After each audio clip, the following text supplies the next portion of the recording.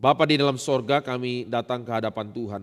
Kami mohon pertolongan Tuhan di sepanjang kehidupan kami, supaya sungguh-sungguh Tuhan kami boleh menyukakan hati Tuhan tiap-tiap hari, tiap-tiap waktu.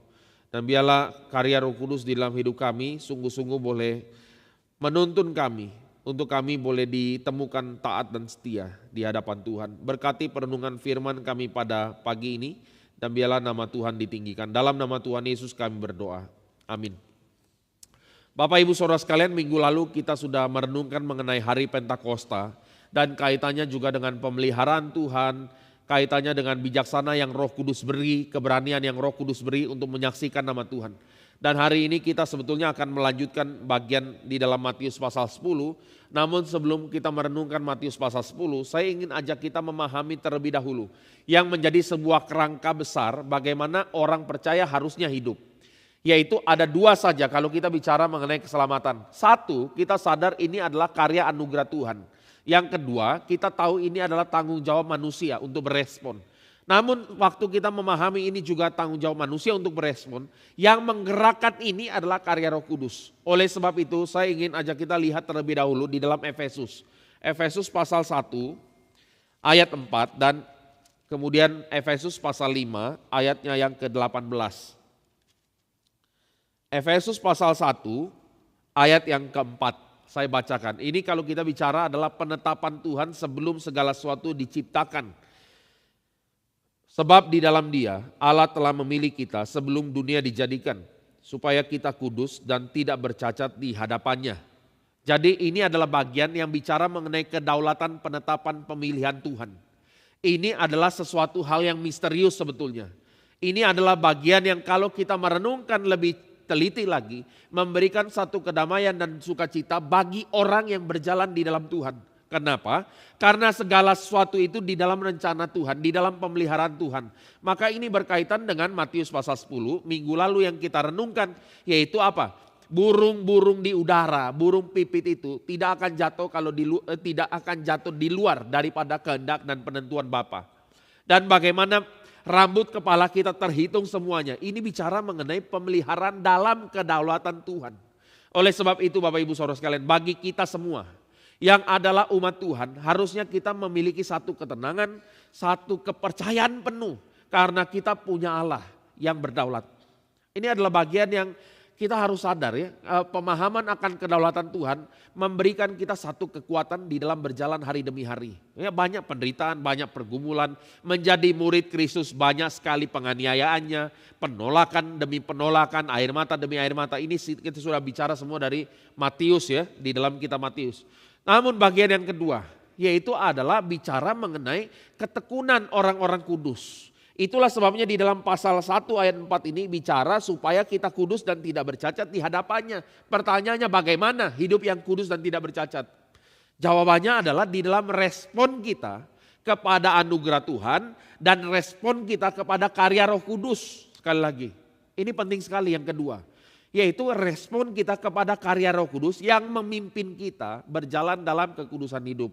Saya akan ajak kita lihat ya di dalam pasal 5 ayat 18 dan 19, saya bacakan ya. Pasal 5 ayat 18 dan 19. Janganlah kamu mabuk oleh anggur, karena anggur menimbulkan hawa nafsu, tapi hendaklah kamu penuh dengan roh. Kata penuh dengan roh ini adalah present, pasif, imperatif. Nanti saya jelaskan saudara. Dan berkata-katalah seorang kepada yang lain dalam mazmur, kidung puji-pujian dan nyanyian rohani. Bernyanyi dan bersoraklah bagi Tuhan dengan segenap hati. Ucap syukur senantiasa atas segala sesuatu dalam nama Tuhan kita Yesus Kristus kepada Allah dan Bapa kita. Dan sampai bagian ini Bapak Ibu Saudara sekalian kita sadar ada kalimat Paulus yang bicara hendaklah kamu itu penuh dengan roh. Kata penuh itu adalah present dan pasif. Present pasif itu berarti yang mengerjakan itu adalah Roh Kudus. Dan ini adalah perintah. Jadi perintah untuk hidup dipimpin oleh Roh Kudus itu intinya saudara. Sekali lagi. Dan karena ini adalah bentuknya present, jadi ini adalah dipahami terus menerus. Jadi apa sih yang dibicarakan oleh Paulus di dalam bagian ini? Dia sedang bilang, hiduplah kamu terus menerus dipimpin oleh Roh Kudus. Itu adalah makna kepenuhan roh. Dipenuhi oleh Roh Kudus, itulah maknanya saudara. Jadi memberikan diri kita untuk dipimpin tiap-tiap hari dalam karya Roh Kudus. Yang akan membawa kita di dalam perjalanan, di dalam kesucian, ketaatan, kekudusan. Itu yang dikerjakan oleh Roh Kudus. Oleh sebab itu Bapak Ibu Saudara sekalian, kita pernah merenungkan ini di dalam 2 atau 3 bulan lalu di dalam seri PA Kisah Para Rasul. Yang mana tema ini dijadikan di dalam tema Sal kemarin hari Sabtu. Itu bicara mengenai makna kepenuhan Roh Kudus. Dan kita perlu sadar sekali lagi Bapak Ibu Saudara sekalian. Setelah orang-orang kudus kita maksudnya ditebus, kita itu diberikan Roh Kudus di dalam hidup kita. Allah yang memimpin dan menuntun kita tiap hari. Ini adalah hal yang tidak pernah terjadi sebelumnya di dalam perjanjian lama. Karya Roh Kudus yang begitu nyata di dalam hidup orang percaya. Itulah sebabnya kalau kita ingat-ingat lagi saudara, di dalam Matius juga bicara, yang terkecil di dalam kerajaan sorga. Lebih besar dari siapa? Yohanes Pembaptis. Coba bayangkan saudara. Yohanes Pembaptis kalau kita bicara itu yang terbesar yang pernah dilahirkan oleh seorang perempuan. Itu Yohanes Pembaptis namanya. Tapi yang terkecil dalam kerajaan sorga lebih besar daripada Yohanes Pembaptis. Mengapa saudara? Karena kita ini dipimpin oleh Roh Kudus, mengenal Kristus dan memuliakan Kristus dalam hidup kita. Itu luar biasa sekali. Nah oleh sebab itu, pemahaman mengenai kepenuhan Roh Kudus, dipenuhi oleh Roh Kudus, itu bukanlah menegasi kita punya intelektual. Sekali lagi ya, kita punya intelektual, kita punya pikiran akan makin tajam, akan makin cermat. Kita akan makin bisa membedakan mana yang benar, mana yang tidak. Itulah sebabnya Paulus itu ngomel-ngomel kepada jemaat Korintus. Kenapa dia ngomel? Karena kamu itu harusnya sudah bisa makanan keras, tapi kamu masih minum susu saja, makanan untuk bayi yang kamu makan. Itu yang dikatakan oleh Paulus kepada Korintus. Kenapa? Karena seolah-olah jemaat Korintus mereka seperti dipenuhi oleh Roh Kudus dalam hidup mereka. Tapi mereka tidak tahu artinya dipenuhi Roh Kudus. Nah singkat lagi ya sebelum kita masuk ke dalam Matius. Kita harus sadar satu bagian lagi Bapak Ibu Saudara sekalian.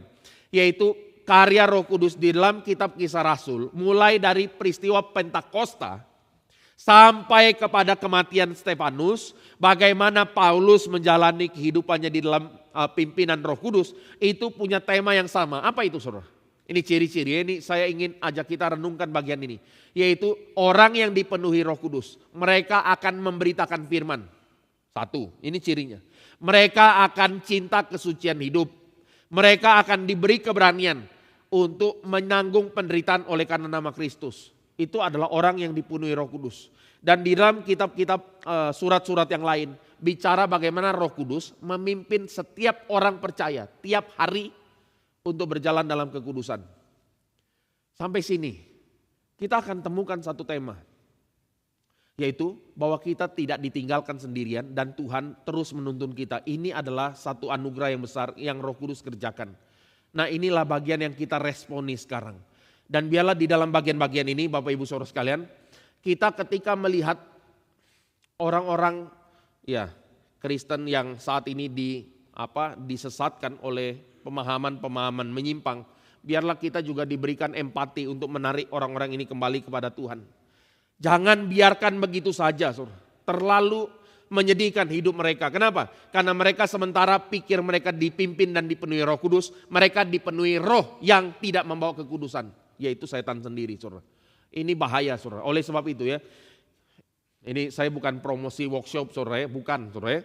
Tapi kita ini sudah belajar firman, kita ini juga perlu diperlengkapi untuk belajar bagaimana menyatakan firman Tuhan. Bukan hanya dari kehidupan. Oke lah, setiap kita kan kadang kita bilang, ya saya tidak pandai ngomong, saya memberitakan Injil dari hidup saya saja Pak. Nggak bisa. Nggak ada bagian firman itu cuma bilang kamu memberitakan Injil melalui hidup kamu saja. Enggak. Tapi dalam segala hal yang kita kerjakan, tutur kata juga sama. Pikiran juga sama. Pekerjaan tangan juga sama. Semua saudara. Oleh sebab itu, mari saudara ya, kita sama-sama hadir di dalam PA tiap Rabu. Terus kita juga hadir di dalam workshop diperlengkapi. Baik Bapak Ibu Saudara sekalian, ini menjadi sebuah kerangka yang pagi ini kita akan renungkan kerangkanya ya, kerangka untuk kita memahami lebih jauh lagi di dalam Matius pasal yang ke-10. Saya ajak kita lihat bagian ini sekarang. Saya baca lagi saudara dari ayat 34 sampai 42. Kita secara khusus akan renungkan ayat 37 karena ayat 32 sampai 36 itu kita sudah renungkan di hari Natal yang lalu. Raja Damai, kelahiran Raja Damai yang membawa pedang. Jadi kita cuma summary-kan saja sedikit di situ. Saya baca pasal 10 Matius ayat 34 sampai ayat 42. Jangan kamu menyangka bahwa aku datang untuk membawa damai di atas bumi. Aku datang bukan untuk membawa damai melainkan pedang. Sebab aku datang untuk memisahkan orang dari ayahnya, anak perempuan dari ibunya, menantu perempuan dari ibu mertuanya, dan musuh orang ialah orang-orang seisi rumahnya. Barang siapa mengasihi bapa atau ibunya lebih daripadaku, ia tidak layak bagiku. Barang siapa mengasihi anaknya laki-laki atau perempuan lebih daripadaku, ia tidak layak bagiku. Barang siapa tidak memikul salibnya dan mengikut aku, ia tidak layak bagiku. Barang siapa mempertahankan nyawanya, ia akan kehilangan nyawanya. Dan barang siapa kehilangan nyawanya karena aku, ia akan memperolehnya. Barang siapa menyambut kamu, ia menyambut aku. Dan barang siapa menyambut aku, ia menyambut dia yang mengutus aku. Barang siapa menyambut seorang nabi sebagai nabi, ia akan menerima upah nabi. Barang siapa menyambut seorang benar sebagai orang benar, ia akan menerima upah orang benar. Barang siapa memberi air sejuk secangkir saja pun kepada salah seorang yang kecil ini karena ia muridku, aku berkata kepadamu sesungguhnya ia tidak akan kehilangan upahnya daripadanya.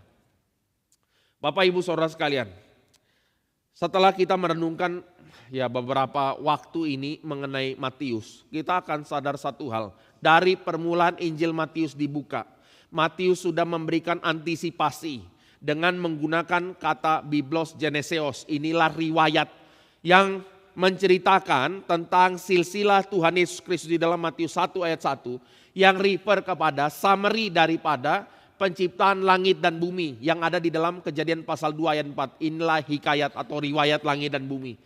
Jadi ini dibuka dengan sangat grandeur, sangat besar, sangat spektakuler.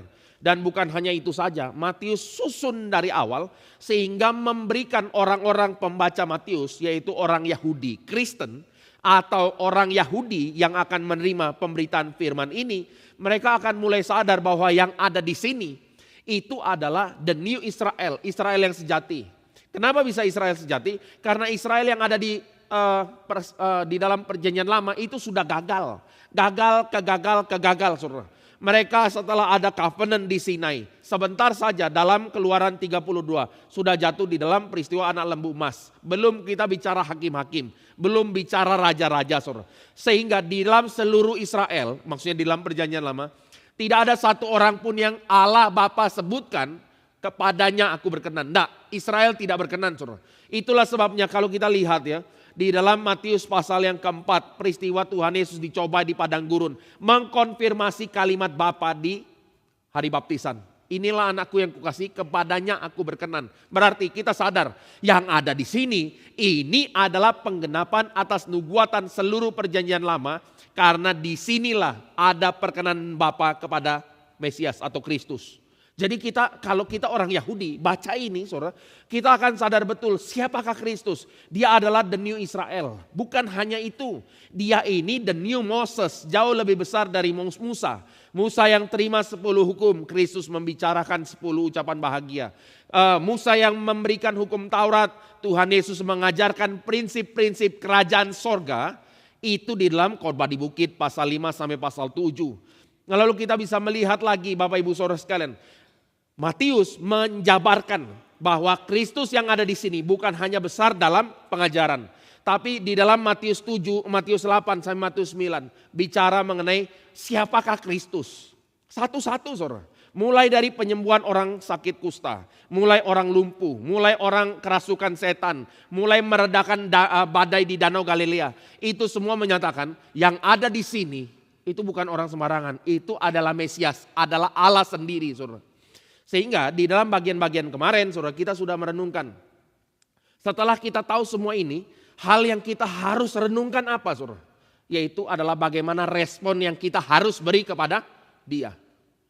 Oleh sebab itu, Bapak Ibu Saudara sekalian, kita akan menyadari orang yang mengerti firman akan bertemu, maksudnya mengharapkan perjumpaan dengan Kristus, itu ada kompleksitas perasaan. Sekali lagi Satu, ada perasaan gentar nggak? Pasti. Karena yang ada di sini adalah hakim yang adil. Nggak sembarangan orang senang ketemu hakim. Kalau kita plong, nggak ada kesalahan apapun, di dalam dunia ini masih agak deg-degan dikit, saudara. Saya pernah itu bawa rendang ya, dari Indonesia. Nggak tahu bahwa di Eropa itu tidak boleh bawa daging dari luar Eropa. Jalan biasa kan, terus waktu mata bertatapan dengan pengurus orang bea cukai itu, dia rasa kayaknya ada masalah. Kita nggak tahu, nggak boleh bawa daging. Terus diperiksa, ya daging dibuang. 1 kilo masuk ke sampah, hati agak luka, saudara ya.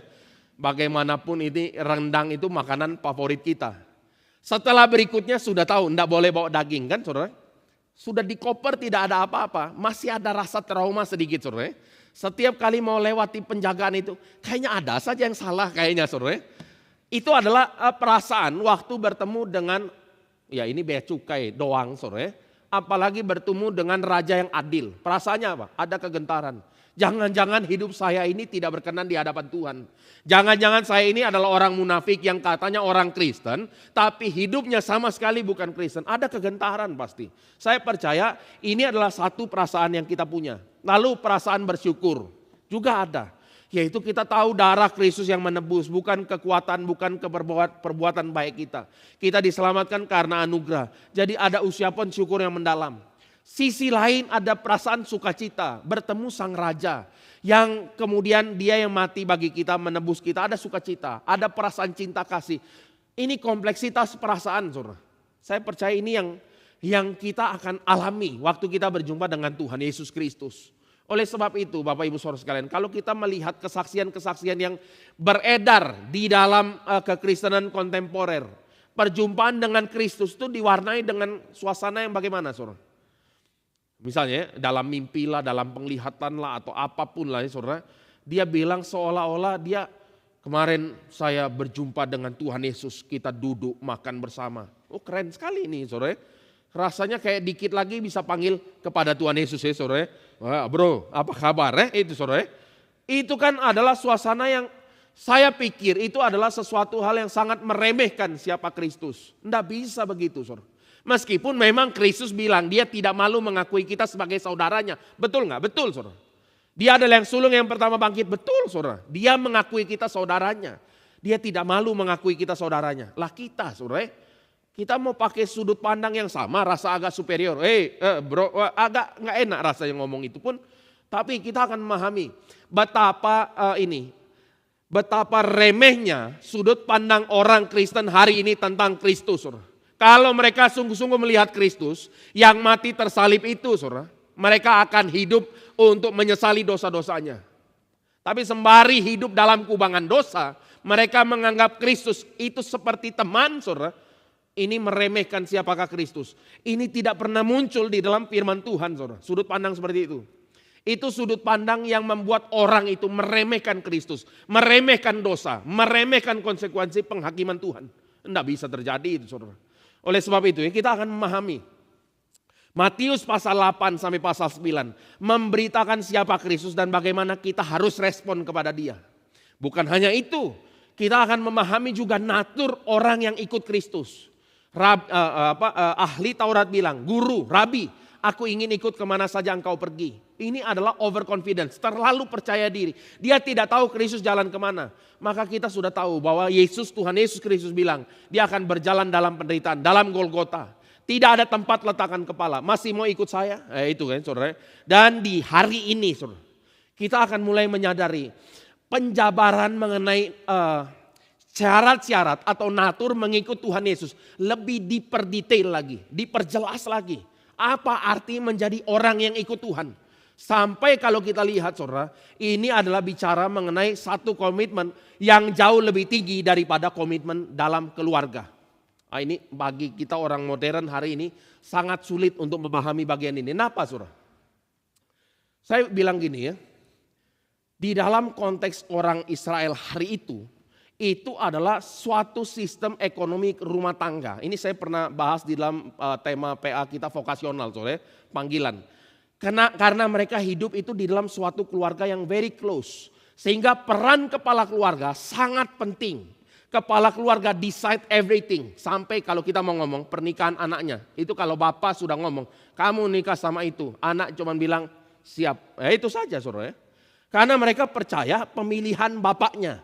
Mereka percaya kedaulatan total daripada ayahnya. Sebagai kepala keluarga yang menentukan seluruh hidup. Papanya bilang gembalakan kambing, sapi, domba dan lain-lain. Anaknya oke. Itu saja. Tapi kita jangan pikir ini adalah model keluarga otoriter atau tirani. Enggak saudara.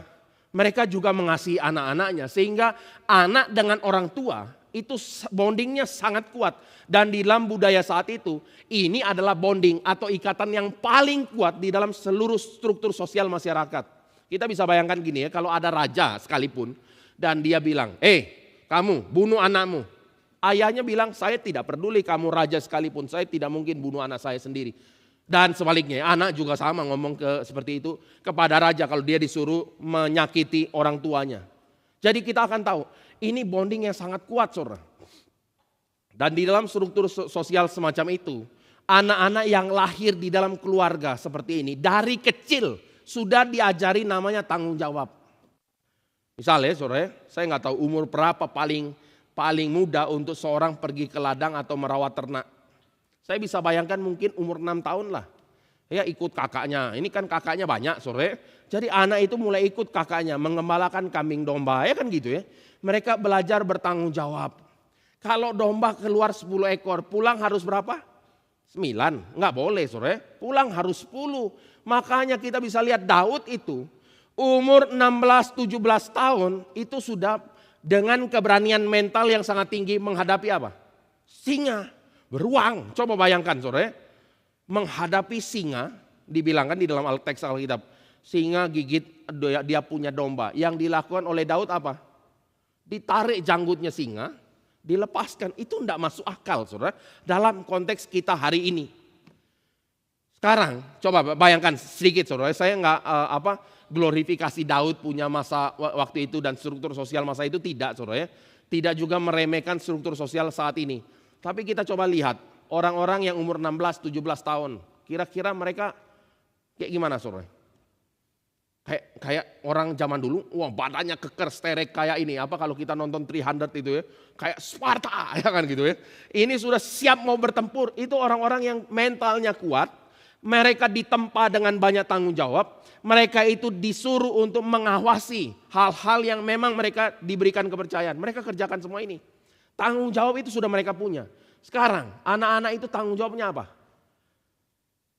Simpan kaos kaki ke tempat baju kotor. Itu bukan tanggung jawab, itu kewajiban saudara. Jangan kita campur adukan antara kewajiban dengan tanggung jawab. Enggak saudara.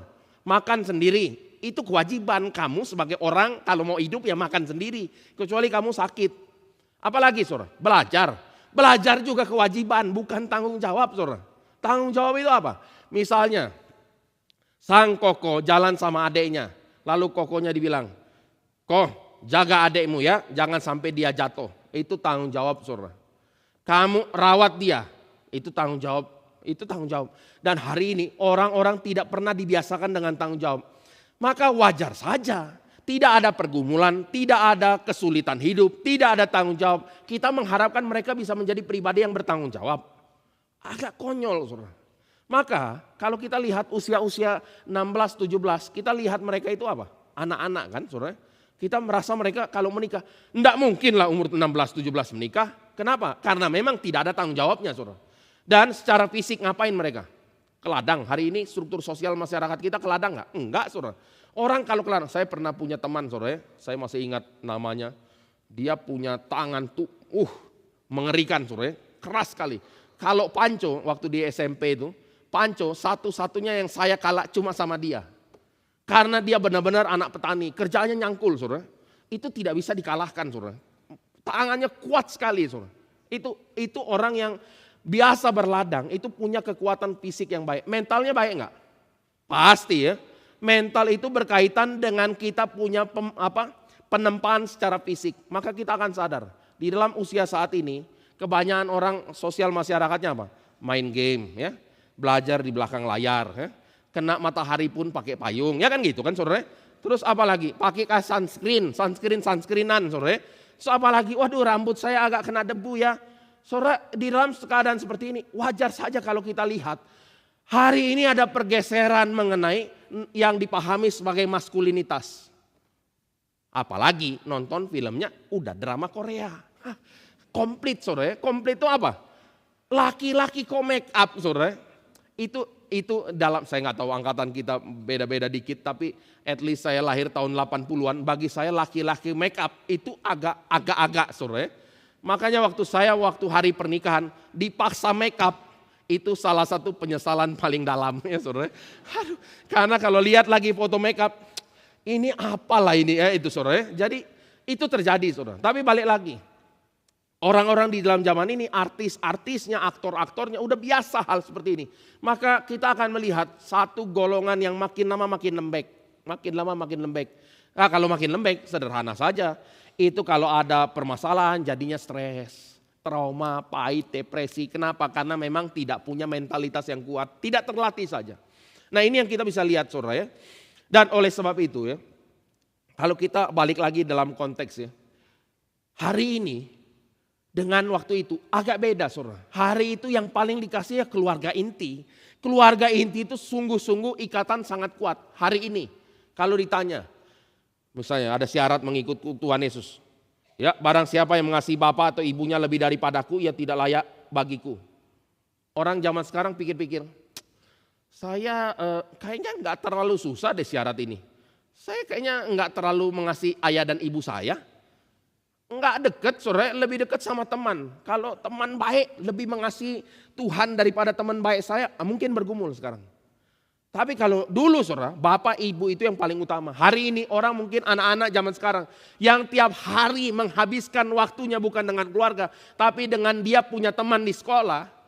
Ya wajar saya dia tidak mengasihi orang tuanya saudara. Dan bagi orang-orang semacam ini tidak susah syarat ini, gampang. Bapak ibu, siapa itu? Ya kan gitu ya. Mungkin dia lebih mengasihi gadgetnya daripada orang tuanya. Jelas dong. Waktu orang tua bilang, jangan ada gadget. Wah, nangis kan saudara. Kita akan lihat ini adalah hal yang terjadi hari ini. Sama. Barang siapa mengasihi anak laki atau perempuan lebih daripadaku, ia tidak layak bagiku. Saat ini banyak orang yang melihat anak-anak itu apa? Aduh kapan ya saya ada freedom ya. Kenapa freedom? Karena sekarang anak masih kecil-kecil, nggak bisa pergi-pergi, jalan nggak bisa ya, mau liburan ke luar negeri setengah mati karena banyak ini ajudannya banyak ya, kecil-kecil itu. Jadi orang kadang berpikir apa? Anak itu ada bagian yang lebih dilihat merepotkan ya. Belum kalau dia buat ulah di sini, di sana, waduh. Jadi bagi orang tua yang memang tidak dekat sama anaknya, tidak susah kok syarat ini. Mengasihi Kristus lebih dari anak. Oh ya, saya pasti mengasihi Kristus lebih dari anak. Karena memang tidak mengasihi anaknya. Saudara tahu ada satu dokumenter interview yang menampar struktur sosial sekarang. Salah satu mungkin kita pernah lihat ini ya. Yang diinterview orang tua, anak sama asisten rumah tangga. 3 yang diinterview. Ditanya papanya, teman paling baik anakmu siapa? Anakmu kalau besar mau ngapain? Dia kalau takut cari apa, ya kan gitu ya. Terus kalau dia dibully bagaimana responnya dan lain-lain lah. Kira-kira Bapak Ibu Saudara sekalian sedih sekali ya. Saya percaya kita semua bisa jawab. Yang menjawab lebih tepat orang tua atau asisten rumah tangga? Itu saudara jawabannya betul. Asisten rumah tangga lebih tahu siapa anak ketimbang orang tua. Ini apa sih? Ini situasi apa ini sekarang terjadi? Kita akan melihat ini adalah situasi realita bahwa memang keluarga itu renggang dan tidak dekat. Lah kalau sudah renggang dan tidak dekat saudara, masing-masing ada kesibukan masing-masing, maka tidak heran. Apa yang tidak heran? Terjadi keretakan keluarga, ada perselingkuhan, perceraian, KDRT, anak memberontak dan lain sebagainya sangat tinggi. Wajar dong. Bukan hanya itu saja saudara. Di dalam struktur kita saat ini, saya bukan ngomong ini ya kita harus kembali semua ke zaman pedalaman-pedalaman, bukan saudara. Tapi ada yang ironi ya saudara. Orang-orang yang di kota ingin pensiun kemana? Rata-rata lah ya, enggak semua lah ya. Punya gambaran, wah nanti kalau saya pensiun saya mau beli sepetak tanah ya kan gitu kan ya. Di daerah pegunungan yang jangan terlalu dingin tapi jangan kalau gempa longsor, ini banyak ketakutan lah. Pokoknya intinya kalau bisa ada tempat ideal aman gitu, dingin. punya tanah nanti berternak sendiri, piara ayam, apa semua. Ya kan gitu kan saudara? Pengennya itu saudara. Tapi kalau sekarang disuruh kerjakan mau enggak? Enggak mau saudara ya kan kira-kira. Ya banyak inilah anak masih inilah. Tapi balik lagi saudara. Kita akan menyadari di dalam kepadatan penduduk kita. Kita kalau ditanya sendiri, ini dunia ini udah overpopulation belum? Jawabannya kan susah kan saudara? Ya overpopulation hanya di kota besar. Di Bandung ini overpopulation udah berapa kali lipat saudara. Harusnya untuk kapasitas 300.000. Sekarang yang ngisi 3 juta orang. Wajar saja kalau kita menjadi kota termacet di Indonesia. Ya kan gitu kan saudara. Tapi balik lagi saudara. Ketika macet semua perjuangan tinggi, persaingan tinggi, kriminalitas tinggi. Segala sesuatu menjadi susah, orang stres, di jalan stres, lalu cari namanya hiburan, terus jalan singkat untuk mencapai tangga kehidupan, puncak tangga kehidupan dan lain sebagainya. Kita akan mulai lihat ini adalah banyak sekali yang berkaitan satu sama lain. Di dalam keadaan seperti ini, saudara, kita perlu sadar satu hal. Apa itu? Kita perlu kembali kepada firman untuk merenungkan keluarga yang baik bagaimana, pekerjaan yang baik bagaimana, saudara, relasi satu sama yang lain yang baik bagaimana. Tapi di dalam bagian ini, kenapa kita dari tadi bahas repot-repot, saudara? Kita ingin menyatakan bahwa komitmen yang paling tinggi itu adalah komitmen kepada Kristus. Kita punya komitmen hari ini, tidak ada komitmen yang tinggi kepada aspek hidup apapun, saudara. Maka kita sangat susah memahami firman Tuhan. Tapi di dalam konteks Israel, komitmen seperti ini bahkan tidak diminta oleh para rabi, enggak. Meminta loyalitas lebih tinggi daripada loyalitas kepada keluarga itu tidak diminta oleh para rabi. Hanya Kristus saja yang minta seperti ini. Maka jelas bagian ini bahwa dia adalah yang berhak menerima loyalitas paling tinggi dari manusia. Itu dia Tuhan, saudara. Berikutnya saudara ya, saya ingin ajak kita lebih paham lagi berikutnya ya. Bagian ini bicara mengenai kasih, phileo saudara ya. Ini adalah bicara mengenai satu kedekatan, kehangatan relasi yang dalam sebetulnya. Ini kasih yang harusnya kita boleh rasakan di dalam situasi normal. Tapi sekali lagi di dalam situasi kondisi masyarakat modern saat ini, kasih itu menjadi dingin, wajar saja dingin. Karena memang hidupnya untuk diri, dia tidak bisa lagi kenal orang lain. Ini ironi besar saudara, saya alami sendiri waktu banjir di Jakarta. Beberapa kali banjir, tapi waktu itu mungkin tahun 2006 atau ya hampir 2007, banjir besar sekali. Saya kan kuliah di daerah Sunter Kelapa Gading sana saudara. Itu salah satu banjir yang paling dalam. Nah kosan saya ada di Sunter.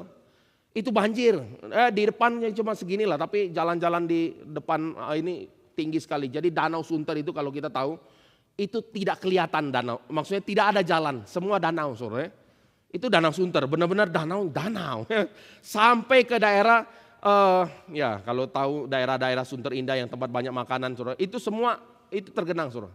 Di dalam keadaan seperti itu, hari pertama mati lampu, bep. Oke. Baterai handphone cukup hanya beberapa jam saja, mati. Oke, sudah tidak ada handphone. Lalu yang berikutnya yang terjadi adalah AC tidak nyala. Di Jakarta kalau tidak ada AC itu kayak dipanggang saudara. Aduh pokoknya setengah mati saudara. Tidak ada AC, tidak ada handphone. Lalu ngapain saudara? Cari angin kan, baru mulai keluar dari pagar. Ini kayak orang-orang yang dalam goa lah saudara. Terpaksa keluar goa. Setelah keluar lihat tetangga. Nggak ngomong nggak enak saudara. Terus sepi, akhirnya halo, itu awkward banget lah. Pokoknya canggung sekali, kenalan ya saudara. Jadi kita tahu di dalam keadaan banjir gitu membuat kita berkenalan satu sama lain saudara. Kalau nggak ada apapun yang kita mau kerjakan, kita mau langsung sibuk kemana? Kalau dulu saya masih kuliah, terus terang saja. Pulang kuliah langsung ngapain? Berdoa baca Alkitab? Bukan saudara. Langsung buka laptop atau komputer main game sampai selama-lamanya kalau bisa saudara. Waduh, itu aja yang dikerjakan, tidak ada yang lain saudara. Jadi relasi kita itu dingin sekali. Ada orang duka, ada orang apa, hatinya tidak ada afeksi sama sekali. Ini adalah problem. Tapi sebetulnya yang harus terjadi adalah relasi kasih yang hangat. Itu yang kita perlu gumulkan. Dan relasi ini sudah tidak ada. Makanya yang terjadi kalau orang-orang tidak ada kasih, apa yang terjadi? Gampang tersinggung, sedikit-dikit luka ya. trauma, sedikit-sedikit jatuh kepada self pity, lihat dirinya lah yang paling penting, dirinya yang paling berharga, itu saja sudah. Jadi kombinasi maut ini ya bola-balik di situ semua. Tapi balik lagi saudara, kita perlu sadar ini adalah bagian yang menyatakan komitmen yang paling tinggi harusnya diberikan kepada Kristus. Oke, sekarang saudara, saya ingin ajak kita lihat di dalam ayat 38.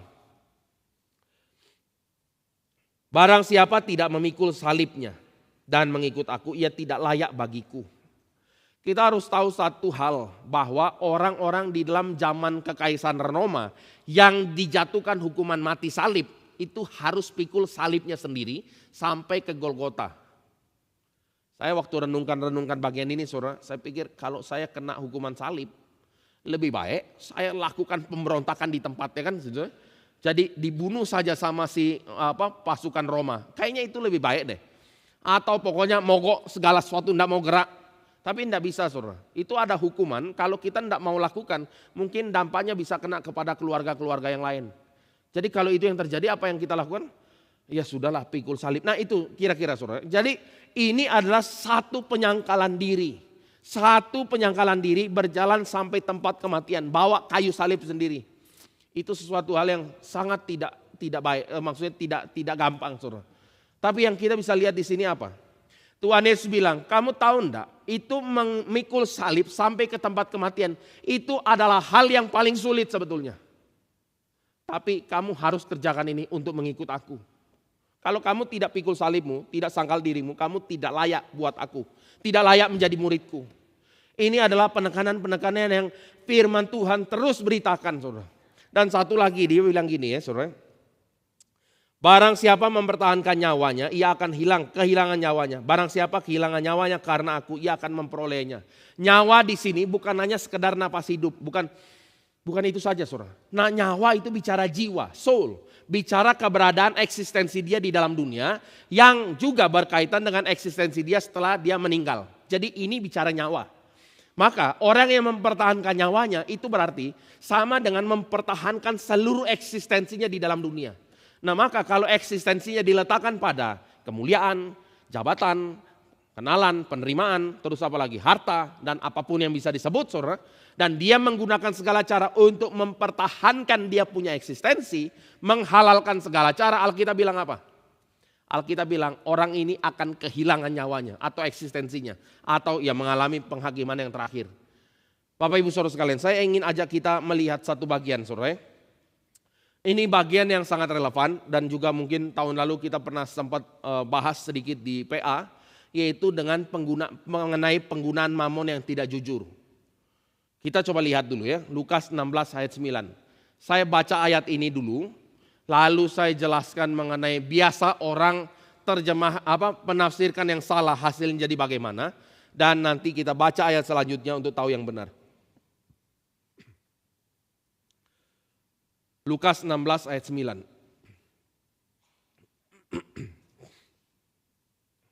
Saya bacakan buat kita. Dan aku berkata kepadamu, ikatlah persahabatan dengan mempergunakan mamon yang tidak jujur, supaya jika mamon itu tidak dapat menolong lagi, kamu diterima di dalam kemah abadi. Titik saudara ya. Perikop sebelumnya kan bicara mengenai seorang bendahara yang ketahuan mencuri oleh tuannya dan kemudian dia mau dihukum.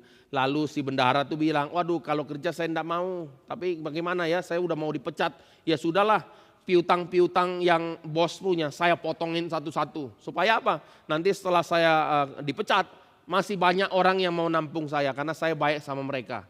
Terus ayat ini bilang kan ya, ikatlah persahabatan dengan menggunakan mamon tidak jujur, supaya kalau mamon itu tidak dapat menolong, kamu diterima dalam kemah abadi. Penterjemahan, pemahaman ayat ini seringkali jadi menyimpang. Menyimpang kayak gini. Oh ya, seperti ayat Alkitab bilang, kamu bisa pakai duit untuk membuat persahabatan. Supaya uang itu menolong kamu loh. Kamu bisa pakai uang untuk buat persahabatan.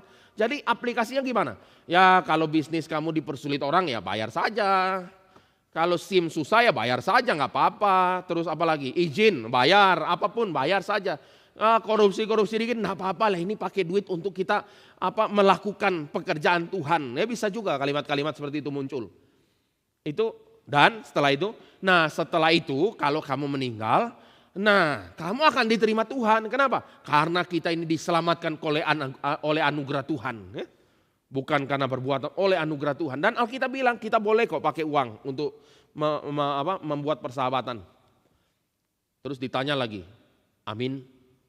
Oh, jangan ngomong amin, ini bahaya sekali karena saya dengar dengan telinga saya sendiri. Bagian ini dibicarakan di dalam sebuah gereja oleh hamba Tuhan. Tapi ayat 10 ini akan bicara mengenai hal yang penting untuk kita pahami bagian ini. Ayat 10 saudara, barang siapa setia dalam perkara-perkara kecil, ia setia juga dalam perkara-perkara besar.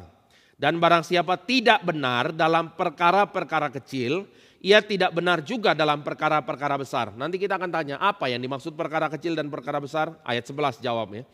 Jadi, jikalau kamu tidak setia dalam hal mamon yang tidak jujur, siapa yang akan mempercayakan kepadamu harta yang sesungguhnya? Dan jika kamu tidak setia dalam harta orang lain, siapa yang akan menyerahkan hartamu sendiri kepadamu? Seorang hamba tidak dapat mengabdi pada dua tuan. Karena jika demikian ia akan benci yang seorang dan mengasihi yang lain. Atau ia akan setia kepada yang seorang dan tidak mengindahkan yang lain. Kamu tidak dapat mengabdi kepada Allah dan kepada mamon. Jelas sekali bagian ini. Apa itu dibilang? Kalau kamu tidak setia dalam mempergunakan mamon yang tidak jujur, itu adalah mempergunakan uang, siapa yang akan mempercayakan kepadamu harta yang sesungguhnya? Bapak ibu saudara sekalian, pembenaran terlalu banyak. Sekali lagi, pembenaran terlalu banyak. Pembenaran yang terlalu banyak seperti apa? Contohnya gini, ya sudahlah, yang penting kita udah kerja bagian kita udah benar, kita udah sesuai standar. Kalau orang masih peres kamu, udah kasih saja duit. Mana teksnya di dalam Alkitab? Ada enggak teks seperti ini di dalam Alkitab? Kalau kamu udah kejepit, kasih saja uang. Ada enggak teksnya dalam Alkitab? Tidak ada, saudara. Yang ada adalah peringatan. Kalau kamu tidak setia dalam mempergunakan uang, siapa yang akan mempercayakan harta yang sesungguhnya? Berarti di dalam bagian ini kalau mengacu ke ayat 9 lagi tadi, saudara. Tadi kan kita baca yang bawah, saudara. Kita mengacu lagi kepada ayat 9, berarti gini.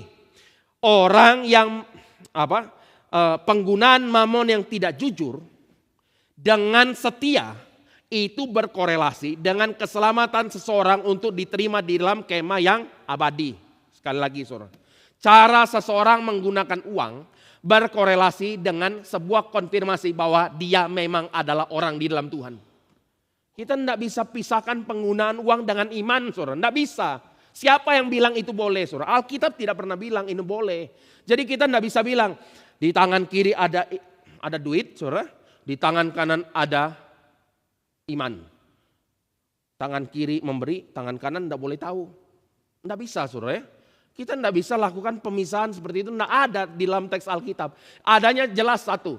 Cara kamu mempergunakan uang itu berkorelasi dengan keselamatan. Kamu kalau uang itu tidak dapat menolong, kamu diterima dalam kemah abadi. Jadi Bapak Ibu Saudara sekalian, ini hal yang sama dengan Matius yang tadi kita lihat. Di dalam bagian ini bicara apa? Mengasihi Tuhan lebih dari segala sesuatu, memikul salib, menyangkal diri, itu include di dalamnya. Dan yang ketiga, yang kehilangan nyawa oleh karena nama Tuhan akan memperolehnya. Maka di dalam bagian ini kita akan melihat sebuah penekanan. Penekanan apa? Kalau dari awal tadi waktu kita bahas Efesus, ini adalah bagian yang kedua. Apa itu? Memberikan diri untuk dipimpin oleh Roh Kudus setiap hari. Itu dipenuhi oleh Roh Kudus. Sekali lagi saudara ya, ini adalah bagian mengikut Kristus, mengasihi Kristus lebih dari segala sesuatu. Menyerahkan diri. Bahkan kehilangan nyawa oleh karena nama Kristus. Itu hanya dapat terjadi oleh karena pimpinan Roh Kudus setiap hari dalam hidup kita. Dan itu adalah konfirmasi bahwa kita memang sudah di dalam Tuhan. Jadi Roh Kudus yang bekerja, saudara.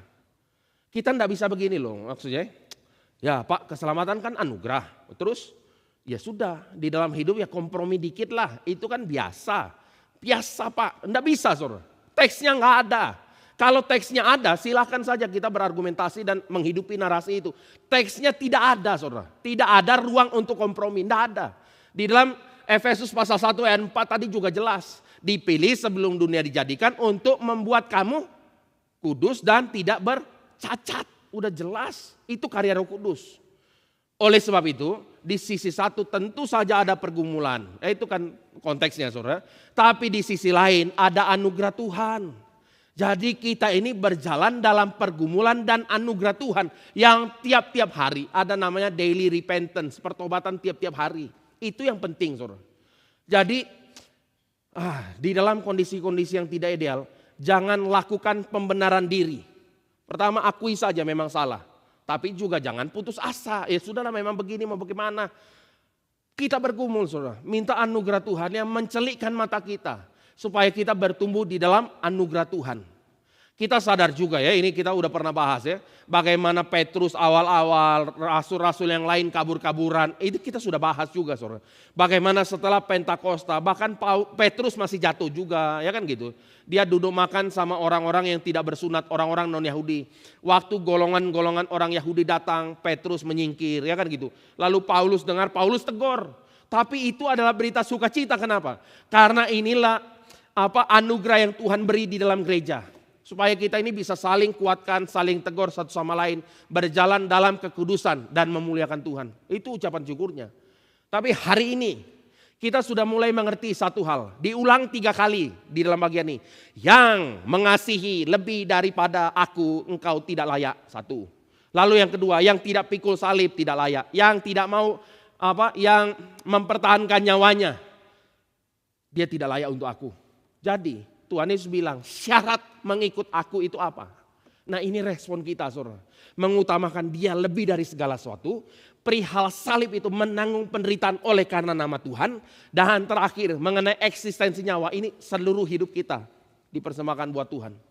Itu adalah syarat-syarat mengikut Kristus. Ini kayak misalnya ya. Orang kalau mau masuk ke dalam sebuah universitas ada syarat dan ketentuan? Ada. Syarat A, B, C, D dan seterusnya. Kamu mau ikut nggak syarat-syarat ini? Kalau mau tanda tangan kan gitu kan ya. Setelah tanda tangan kita tidak mau ikuti ya kita di DO, kira-kira begitu saudara.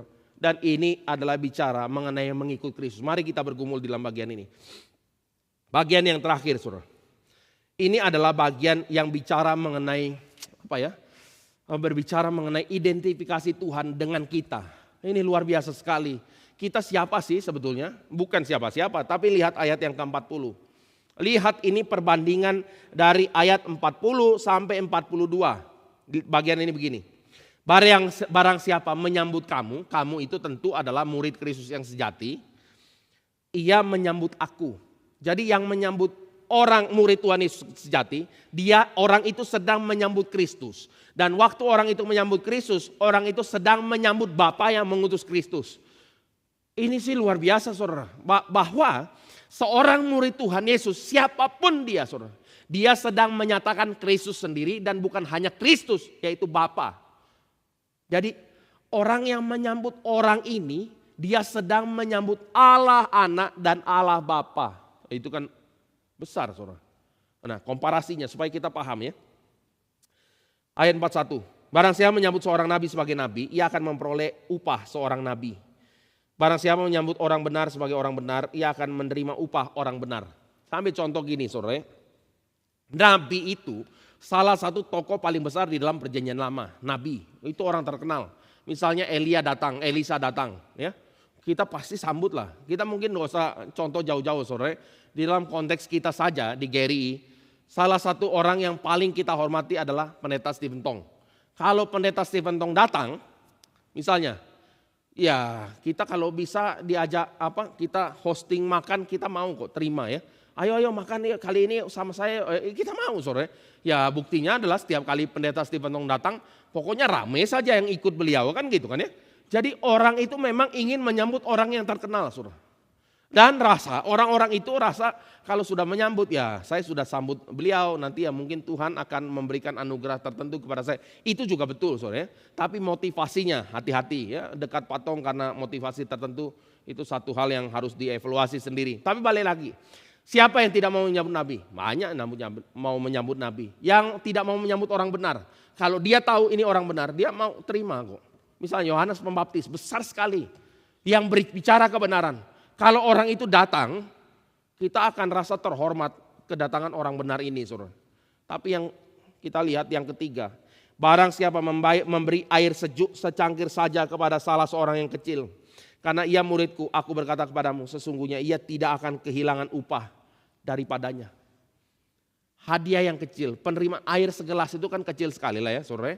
Tapi dia memberikan ini karena dia menyambut murid Tuhan. Orang yang memberi tidak akan kehilangan upah.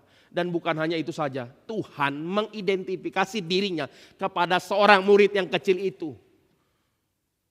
Ini sekali lagi saudara, kita ini bukan hanya murid pada akhirnya. Kita ini dipersatukan di dalam Kristus. Sehingga orang-orang, maksudnya kita satu sama lain, saling menyambut, saling mengasihi, saling menerima, saling mengingatkan dan segala macam saudara. Kita ini sedang secara tidak langsung menyambut Kristus itu sendiri dan menyambut Bapa yang mengutus Kristus. Bukankah ini besar sekali saudara? Ini besar sekali, dan upah apa yang dimaksud? Tentu saja upahnya adalah persekutuan selama-lamanya bersama dengan Kristus. Tidak pernah terpisah, tidak ada pergumulan, tidak ada air mata. Dan saya ingin mengutip satu kalimat penting dari Jim Elliot ya. Kita tahu siapa Jim Elliot. Tapi kalimat pentingnya dia bilang gini. Ini tentu saja dia juga merenungkan bagian-bagian di Matius 10. Dia bilang gini, he is no fool who gives what he cannot keep to gain what he cannot lose.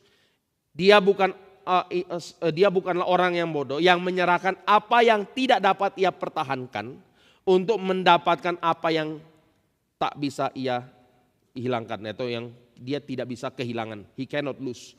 Jadi memberikan nyawa yang kita tidak bisa tahan untuk memperoleh hal yang indah, yang sifatnya kekal. Itu bukan orang bodoh. Dan hal semacam ini yang juga menjadi penghiburan ya pada seorang misionaris, Sadhu Sundar Singh dari India, saudara ya. Dia mulai dari satu masalah yang melihat bagaimana dia ingin mengakhiri hidup. Dan malam itu dia bilang, Tuhan kalau engkau ada nyatakan dirimu, kalau enggak besok saya akan mengakhiri hidup saya. Tapi ini enggak boleh diikuti-ikuti saudara ya. Enggak dalam setiap konteks bisa ya saudara ya. Tapi dalam kali itu Tuhan kasih anugerah. Dan dia melihat Kristus, lalu dia bertobat. Keluarganya itu Sikh ya, yang sangat keras, ekstrim. Bapaknya seorang tuan tanah yang sangat kaya. Ketika pagi hari Sundar Singh ngomong sama bapaknya, saya mau menjadi orang Kristen, mau menjadi misionaris. Papanya menolak keras, mengasingkan dia, membuang dia dari keluarga dan bahkan menganggap ini mengutuk daripada seluruh keluarga besar. Kakaknya sendiri memberikan racun untuk Sundar Singh. Tapi dia luput begitu saja. Lalu dia terusir, dia tidak ada sendal, dia tidak ada pakaian, tidak ada rumah, tidak ada apapun. Dan dia berjalan hanya untuk memberitakan firman Tuhan. Sampai dia bilang apa ya? Waktu dia baca Matius pasal 10 yang berbicara mengenai tidak mengasihi bapak ibu lebih daripada Kristus, yang memikul salib tiap hari, yang tidak mempertahankan nyawa, dia mendapatkan penghiburan yang besar. Maka dia terkenal sebagai orang yang tidak punya apa-apa, yang menjadi misionaris sampai dia pergi ke Tibet. Berapa kali sampai akhirnya meninggal, kemungkinan di sana suruh tidak ketemu lagi Sundar Singh. Kita bisa lihat bagaimana ada orang yang membaca firman dan firman boleh meneguhkan, menguatkan dia. Untuk menjadi seseorang yang terus hidup untuk kemuliaan bagi nama Tuhan. Kadang-kala di dalam hidup ini Bapak Ibu Saudara sekalian, banyak pergumulan yang tidak perlu ditanggung. Tapi banyak orang yang tidak menanggung pergumulan yang harus ditanggung. Ini kan tidak benar saudara.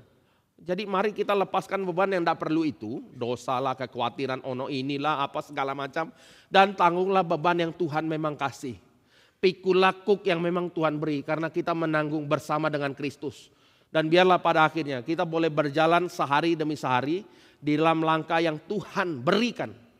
Untuk kita bertumbuh dan memuliakan Tuhan. Mari kita berdoa. Bapa dalam sorga, kami bersyukur untuk firman yang kami boleh renungkan pada pagi hari ini. Biarlah firman itu terus berbicara dalam hati kami melalui kuasa Roh Kudus yang mengingatkan kami untuk tidak gentar, tidak goyah, tidak kompromi di dalam jalan hidup kami. Dan biarlah belas kasihan Tuhan juga nyata atas hidup kami ya Tuhan. Dan di dalam setiap kelemahan kami, di dalam setiap hal yang kami kerjakan yang mendukakan hati Tuhan, Tuhan kiranya tegur. Tuhan nyatakan itu secara jelas sehingga kami pun menyesali dan berduka atas dosa yang kami kerjakan. Dan pada akhirnya hidup diperbaharui untuk kemuliaan bagi nama Tuhan. Kuatkan dan teguhkan setiap kami Tuhan, khususnya ketika kami menjalankan kehidupan kami hari lepas hari. Di dalam nama Tuhan Yesus Kristus kami berdoa. Amin.